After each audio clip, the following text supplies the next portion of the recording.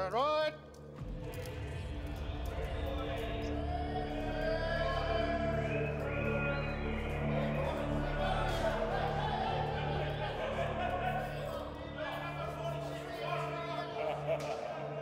Welcome to the jungle, buddy.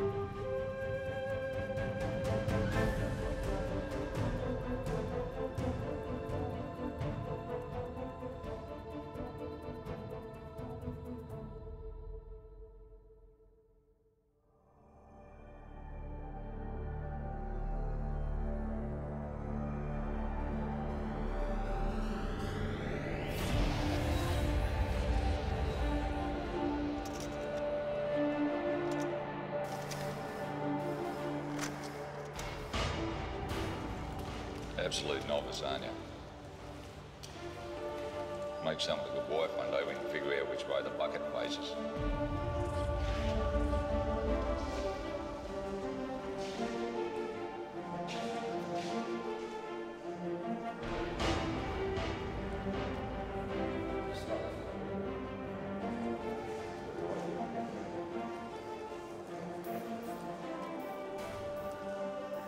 Guess what I'm guilty of? Nothing. Everybody's innocent here. Just ask them. Open the door of our darkest thoughts, and you'll soon find that none of us are perfect. Guilty as charged.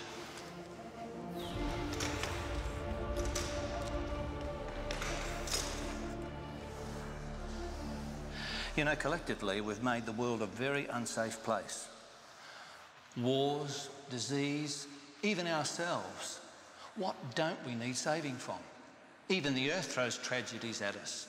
Tsunamis that kill us, earthquakes that can wipe us out. No wonder we're in such a mess.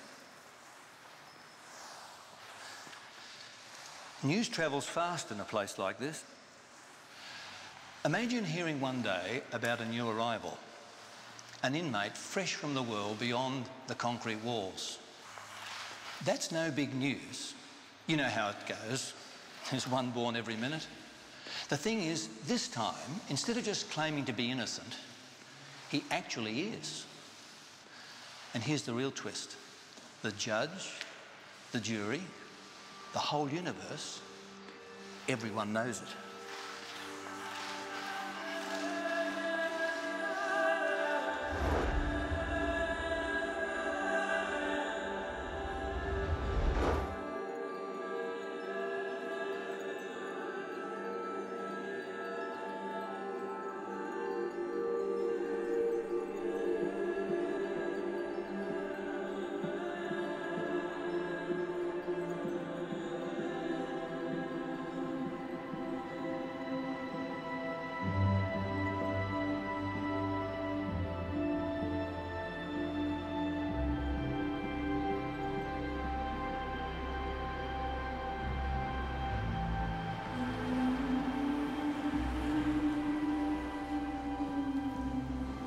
You know, few people would doubt that Jesus Christ existed. He was born here in Bethlehem over 2,000 years ago. But how many people would really see him as a hero?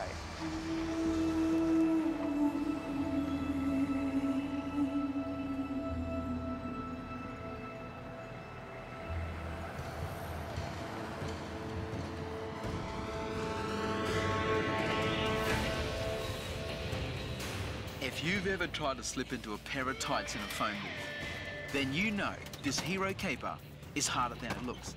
I've got to beat the baddies, save the world, and give people hope. Yeah, you know, piece of cake.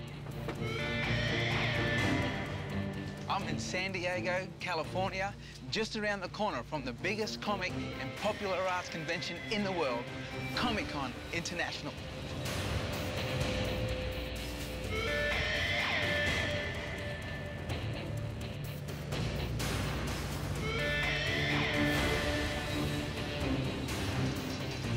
I reckon this has got to be the perfect place to find the ultimate hero.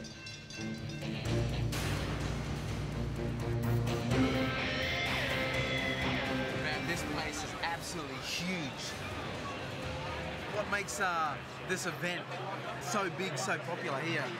First of all, when you walk in, it's a sensory overload. Visually, there's a lot to see, a lot to take in. You almost have to process it slowly. It's a potpourri of paraphernalia and actors and artists, and whatever your interests are in this genre, you can definitely find like something to entertain you. I think there's a whole new line here between fantasy and reality. Everything gets a little bit blurred. And more for comic book fans, where else can you go to actually meet not only the people who make your object of affection, but actually meet the superhero themselves? Well, it's for the fans to get close to the heroes, like myself, so I can get up and personal, get photos, touch us, see that we're really here and be here for them. I don't understand it, I really don't, because if I wasn't actually appearing here, I wouldn't come here for all the tea in China, because it's crazy, but I suppose people love comic books, they love showbiz. This has become like a big showbiz event now, but they're nuts. Everyone loves heroes and villains, and Comic-Con's the best place in the world to see the world's greatest heroes and villains. You look around, everywhere you look is a hero or a villain. I see Iron Man over there, I see Predator, I see aliens, all Dad's creatures. And that's, I think, draws people. It's dramatic, it's exciting, and heroes and villains will never go out of style.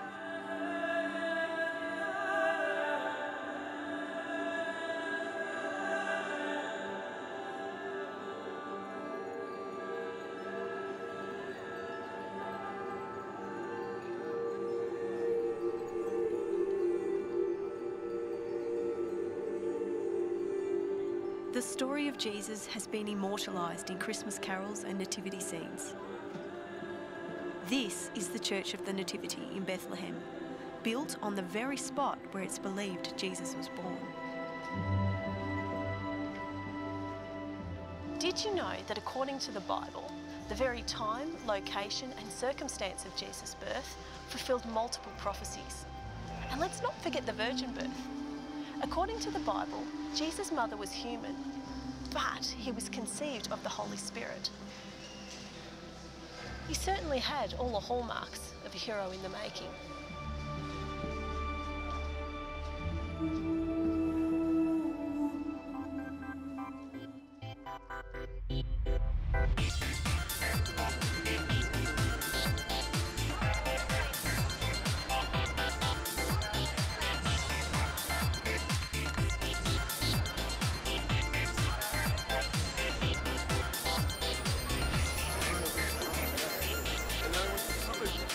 What is it about us in the world that we want heroes so much? I think that we all just want to find somebody who's better than ourselves to make us want to achieve more, to just do better in this world. So that's what we look towards heroes. Okay, so do you think that we need a hero? That's right, and here I am. You're the man. For the right price. We definitely need heroes. Everybody needs a hero. I think everybody needs somebody to admire, yeah. Whether it's an everyday hero or it's somebody in real life, I think everybody needs somebody to look up to. You know, over time, the archetype, the prototype of what a hero is, what a hero does, has changed as, you know, civilization has advanced, but we still have that need to connect to something greater than ourselves. I believe that we do need heroes to help show us that there's something more than evil out there. So what do you think about good triumphing over evil? Well, and a lot of the superhero stories. I think it's interesting how you have an imperfect person trying to be perfect, like Superman, for example. But yeah, so it's really interesting to see how from a imperfect perspective, we try to make ourselves perfect, yet we still have faults. It's our nature, and we have flaws and stuff like that, you know? So having someone that can, you know, kind of uplift you and kind of like take away your problems for a bit, even if it's for a movie, we like the idea. I think there's definitely a need for people to believe in something, especially when there's so much, so many hardships in life, so much depression, so many bad things, and you need something positive to think about. And obviously a hero is a singular idea that can rise above everything else, and you can aspire to that. You can want to become a hero, change your own life, and get out of all the hatred and violence you're in. People want to be better than they are, right? People are afraid of what's out there, and a hero symbolizes a lack of fear, you know? What I'm trying to say here is that stuff happens, somebody's got to deal with it, and who are you going to call? Well, you know, the world can be a dark place. It can also be a beautiful place, but heroes give us that sense that there's someone out there looking out for us. And so all the baddies don't creep into our homes and do terrible things. We've got heroes to protect us. And I think everyone likes to have someone to look up to, and I think heroes fill that human need we all have. You know, they kind of set a tone, you know, a set of morals for guys like him and I, you know, when we were growing up, you know, what's right, what's wrong. Not everyone grows up in a good family, and they don't have those morals to stick up for yourself and be true to yourself. And comic book characters, you know, the heroes, they show the good versus the bad. They show the right thing to do. And I guarantee half of these people here learned how to be a good person through reading those comic books. Tell me, why does justice have to prevail? Justice has to prevail because it creates us in a sense of comfort and safety. It reminds us that there is something beyond ourselves and that we can trust the people around us. If justice keeps prevailing, then we can all go on with our society. If we start not to believe in justice, then we can't even trust anybody. I'm a big believer in justice. It's the one thing I get really irate about if I see injustice anywhere. I think it's really important. I think you know, the world would be a much better place if we thought about justice a little more on every level. I think in the end, there's a better way to do things, and justice sort of helps that along. Without justice, we will continue to sort of eat each other alive. I'd like to think justice will prevail in the end. Of course, you know, we have little hiccups in history where the bad guys seem to be winning, but the heroes are going to win in the end.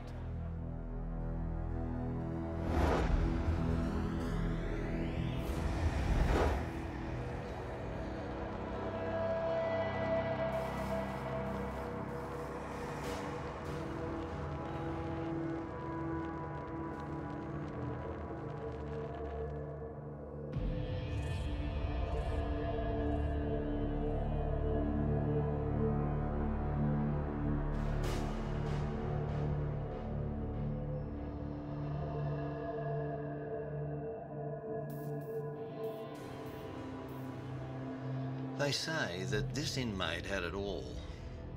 His was the perfect life, with power and riches beyond measure.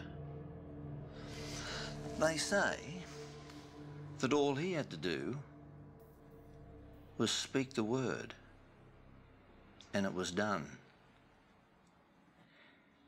Yet he walked away from it all, came down to this death row, and handed himself in. You can imagine the uproar. But there was no scandal to reveal, no dark secret, and no guilt to confess. And it wasn't a public relations stunt either. What was he thinking? Why would anyone take the rap for someone else? I mean, where's the justice in that?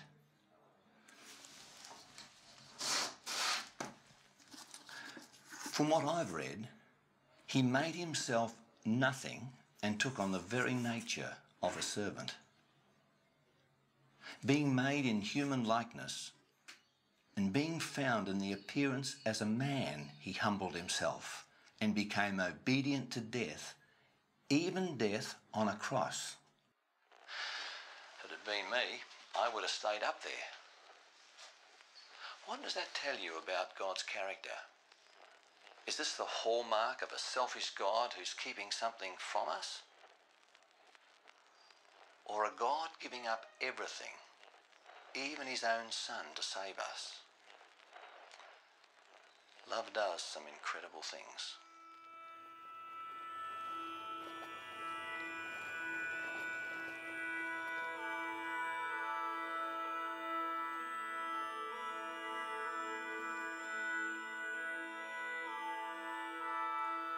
Like all heroes, Jesus performed some amazing supernatural feats. It's quite a long rope, Joey. Yeah, it's long for it to get down.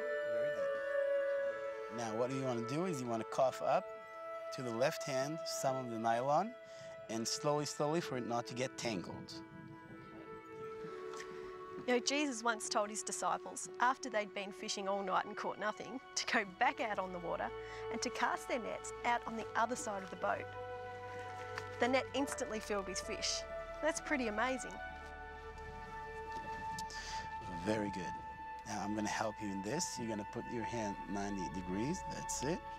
And I'm going to just put it back slowly for it not to get tangled. Okay. We're going to put half of the net on the front side and half of the net on the back side. Okay. You know what's even more amazing is the way Jesus loved people. He did more healing than he did teaching. Okay, now you're going to take all the net in the right hand, so like... He healed the blind, he healed lepers, and even raised people from the dead. He met people where they were at, and he came to them in their time of need. Beautiful. You. Very good. I did Very it. good. Now you passed the real test of the fisherman on the Sea of Galilee. I did. Yes.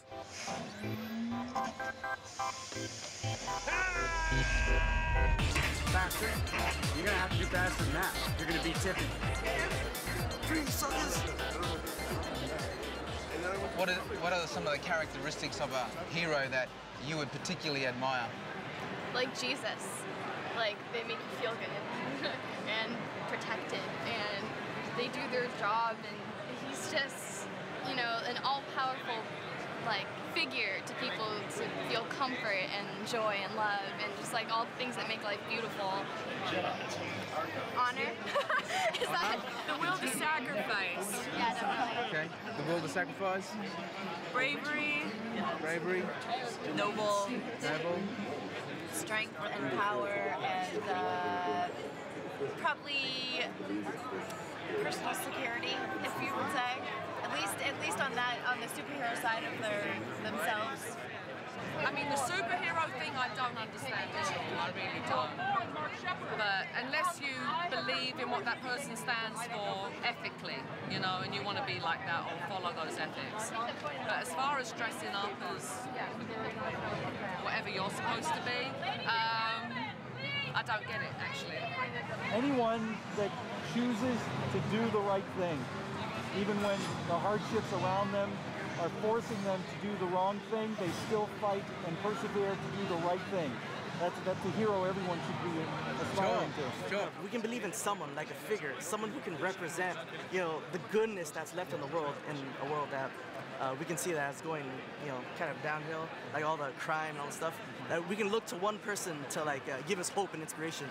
Not necessarily do the work for us, but someone who could do the choices, and even if those choices are hard. You know, it's not about the costume, it's not about, you know, the powers or the cool gear that they have. It's about the choices they make, you know? Sometimes the most heroic choices are not always, you know, the best ones.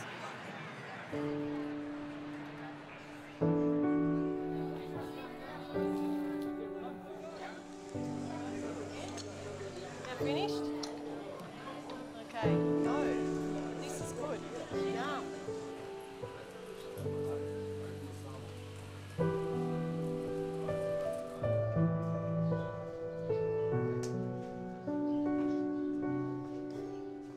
Jesus made claims that no other hero has ever made. He said things like, "I'm the way, the truth, and the life. No one comes to the Father but through me." Well, what an amazing claim. And if it's true, it means that Jesus is much more than just a hero.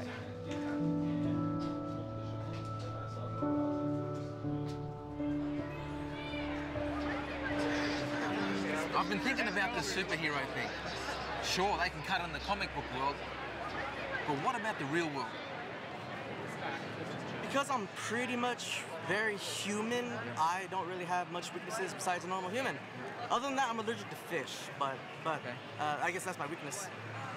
Just throw some salmon on me and I puff up and die.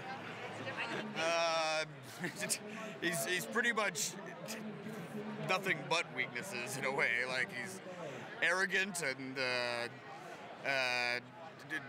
irascible and easily deceived. He's way too into certain nerdy things to his detriment. He's not particularly great with chicks. He's a little too into Doctor Who. Really, I'm just a guy in a suit. Probably vanity. Vanity? Yeah, there's a certain level of kind of I feel the power of being in this, and if you strip this away from me, yes, I definitely don't have that power anymore. Okay, so if you strip this away from you, then you're just human? Yes, okay. Exactly. All right. Captain Marvel's weakness is that I'm a little boy, and if I say my magic word, I transform back into little Billy Batson. So otherwise, I'm a weak kid. I'm the ultimate wish fulfillment, being able to grow up and be a superhero, and be young as even as an adult. The dark side. Dark Maybe side. emotion and side. love and Dark side. things that get to you in your heart, I guess. Oh, so love can be a weakness for you? Sometimes. Yeah, can hurt. Can hurt sometimes.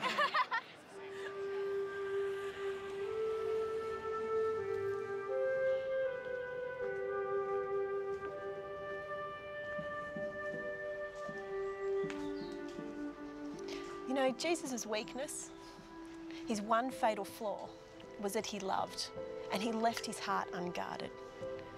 Jesus wept for his enemies and even prayed for those who crucified him. But love is also God's greatest strength. He overcame evil by claiming one heart at a time.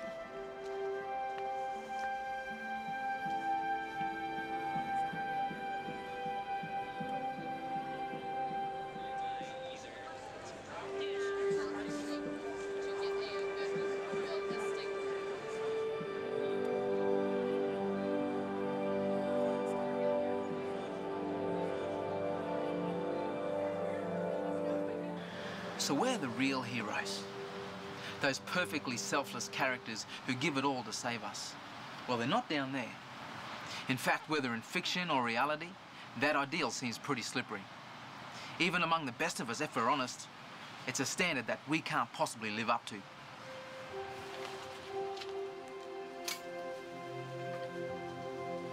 Maybe that's why we like these fantasy characters so much, because at least in the movies and the comic books, they can save the world. Yet in reality, our heroes don't. We're still here, trapped in a life filled with pain.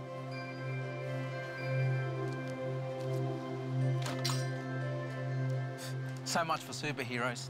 As German philosopher Martin Heidegger once suggested, it would take a god to save us.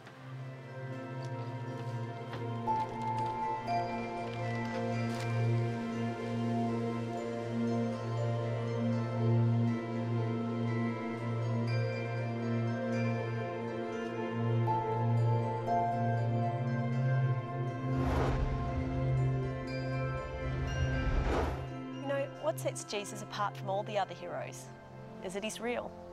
He rose from the dead and he's alive today. How do we know this? Well, he was seen by the disciples and hundreds of witnesses. His enemies were unable to produce a body, and his disciples were prepared to die for their belief that he's alive. You know, millions of people today know him personally, and so do I. To me, that makes him more than a hero. It makes him my saviour.